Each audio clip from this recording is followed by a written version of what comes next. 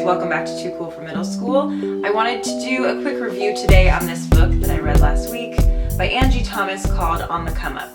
This is the highly anticipated second novel by Angie Thomas. She also wrote The Hate You Give.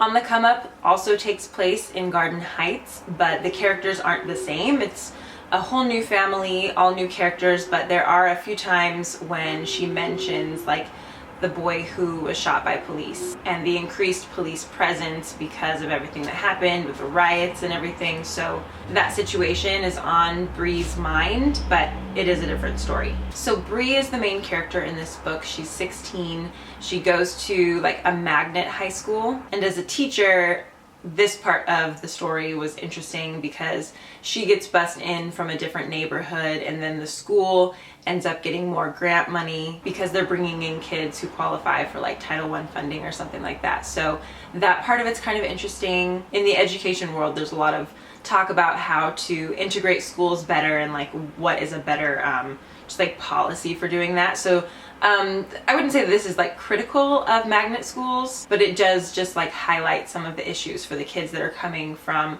other neighborhoods and some of the distrust that they face from parents of the kids who went there before. There's a school board meeting that is pretty true to life, and the story starts off with Bree at an ACT prep class, and she's struggling with her grades a little bit, but then it moves quickly out of the school realm. It doesn't talk a whole lot more about like her classes or anything. It's more about the issues of safety at her school.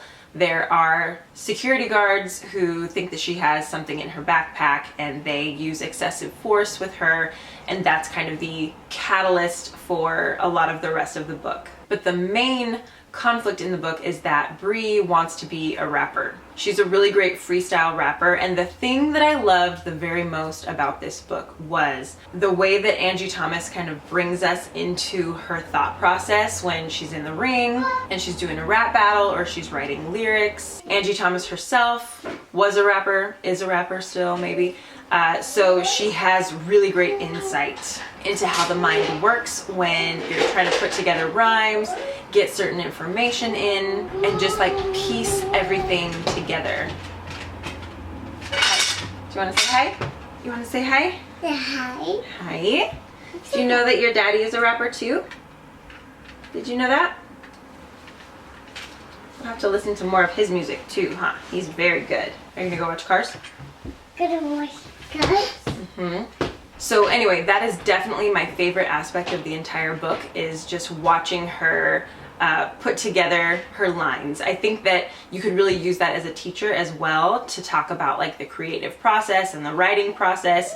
There are a lot of cuss words in this book. It's meant for a little bit more mature audience, so depending on like the rules at your school, I don't know if you could use it as like a novel that you're studying in class, but you could take pieces out of those sections where she's putting together her response to Miles and everything. It's really good, and that was definitely my favorite part. The beginning of the book was my favorite. I really liked watching her go into the ring, and I liked the descriptions of everything as she is getting ready to battle Miles. And so I would say, as a reader, what you need to do with this book is have your phone in one hand, the book in your other, and get on YouTube and look up all of the beats and the songs that she talks about while she's describing the rap battle scene. Because if you don't already have those songs in your head, you need to have it playing so that you know what she's talking about. In order to get that full experience, you need to have that track behind all of it.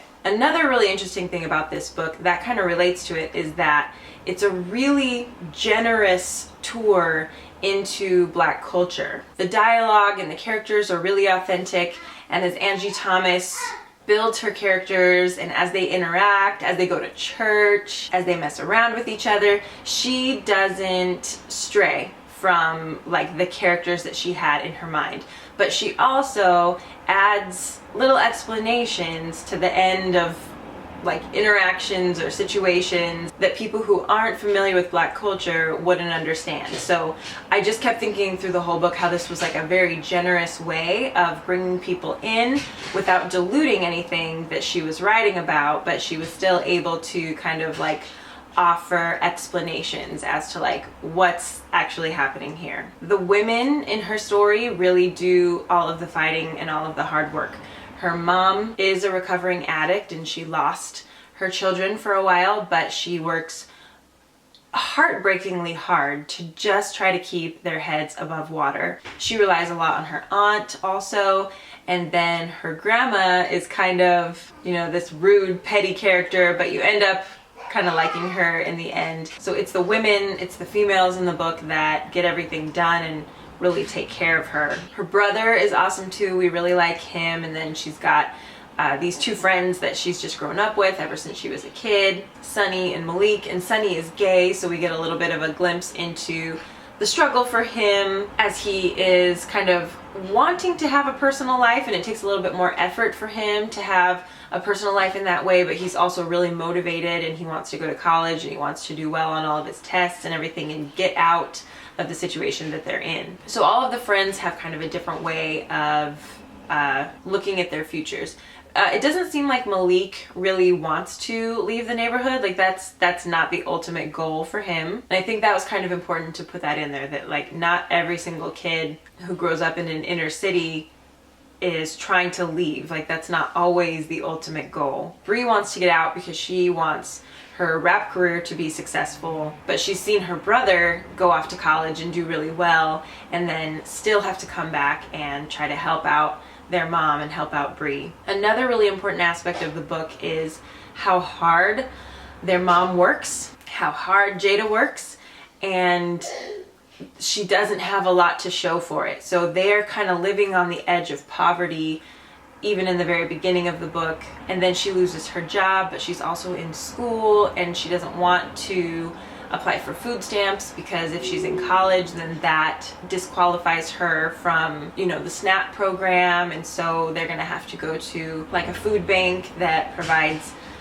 food for Christmas time, and then like they finally get some food and their power gets shut off, their electricity gets shut off, and so then their refrigerator's not running anymore, and it's just like one thing after another while she's trying so hard to do the right thing by her kids. And so I think this is a really important glimpse for people who haven't ever been in a situation like that, to see that just because somebody is poor or not doing well financially at the moment doesn't mean that they're lazy. It doesn't mean that they're not trying hard. Doesn't mean that they're spending all their money on drugs or alcohol. So I like that so much time really was spent on that part of the plot. There's also a situation where the black and brown kids at the school are very uncomfortable with the idea of the school bringing in armed guards to replace, you know, the former security guards that were temporarily removed after the situation with Bree, and they expressed their concern for their own safety because they were unfairly targeted before, and now if they're going to be unfairly targeted by people with guns, they do not feel safe in their own school. So I thought that was an important point to bring up with all of the discussion about, you know, having guns for safety in school. Like that makes some kids feel safe, but other kids feel a lot less safe. Another big theme throughout the book is that Bree kind of alludes to certain things in one of her songs that becomes popular in the neighborhood, and she uses language that kind of makes her sound like a gangster. She talks about guns, she talks about like, you know, like kind of claiming colors and stuff, but what she really means is that she's not doing that kind of stuff, but people are going to assume that about her either way. So there are a lot of discussions about like assumptions and whether or not you should do anything at all that would encourage any assumptions that cast you in a negative light. But she's kind of trying to be creative with that and flip it on its head and kind of say the opposite. But people who are concerned for her safety aren't sure if she even has that luxury, if she should do that, because people on the outside are just gonna see her as a thug. Even the people within her community that aren't listening very closely could take things the wrong way. So she kind of struggles with that throughout the whole book. And then there's one scene that I really love. I love when people solve problems creatively. That's just one of my favorite things. And so she takes this song, that's kind of like her creative outlet, and then Malik is a filmmaker and he takes his creative talents, and they merge these two things, and it kind of makes a political statement. It also makes a statement about what is going on at their school. And I almost wish that they had talked a little bit more about the reception of that video, and that had gotten some more page time in the book. But maybe that was intentional. Maybe she was like, yeah, they did this amazing creative thing and no one really cared about it. They just wanted to talk about how she mentioned guns and clips in her song. I'm not sure. Maybe that's what she meant. So I feel like if anybody does a review of this book, they kind of have to compare it to The Hate You Give and like decide which one they like better. And I don't know which one I like better. This one is just more fresh in my mind, so I really like this one. I like how informative Angie Thomas is with her books and how much culture she brings in, and not just like pop culture, but rap culture from like the 90s, and talks about the things that have like shaped culture and rap and hip hop and all of these things since that time. And she talks about heavy topics, but she does it with these characters that you really connect with, even if they aren't like people you know. So for some people, this is going to be a mirror. They're going to see people that they can relate to. They're going to see people that remind them of somebody they know in real life. They're going to say, that is my church. That is what it's like. It is 4 hours later when we're done, and then we go eat in the church basement, and this is what the church mothers are doing. So they're going to see that, and it's going to be a reflection to them of their own life. And then for even more people, though, I think this is going to be a window into a culture that they have not experienced before, and they're going to learn a lot about the way that other people live. So I like books that do both of those things really well. It's probably more for high school students if I had to put a label on it. I have some 8th graders that have been very interested in reading this book. They liked The Hate You Give quite a bit, so they're curious about this one. So I will bring it into my classroom. If there are parents that have an issue with it, then their kids don't need to read it. I can understand if they feel like their kids are not mature enough to handle the language and the situations and stuff in this book. That's okay. But I do think that for high schoolers, it's fine. And honestly, this isn't bringing in any like gratuitous violence or language. There's not much like sexuality or anything like that in it. I think it's fine. This is something I would let my own son read when he's, you know, depending on his maturity level, but in like middle school. I was telling my husband he needs to read it because, as I was telling Jensen, he's a rapper, he's got an album and everything, and I'd like to get his take on the creative process as she writes her lines. So overall, I highly recommend. I think this is worth having in your classroom, worth having in your house if you have teenagers who love to read, or maybe who are reluctant readers and you want to give them something kind of different that they get a chance to try out and see that, you know, not all books are the same. I'd love to dissect this book a little bit more with you in the comments. So if you have anything else that you would like to talk about, there's much more that I didn't mention. I didn't want to give like too many spoilers, but if there's anything else you'd like to talk about in the comments, let me know down below. I will also post a review on my Too Cool for Middle School Books Instagram account where I review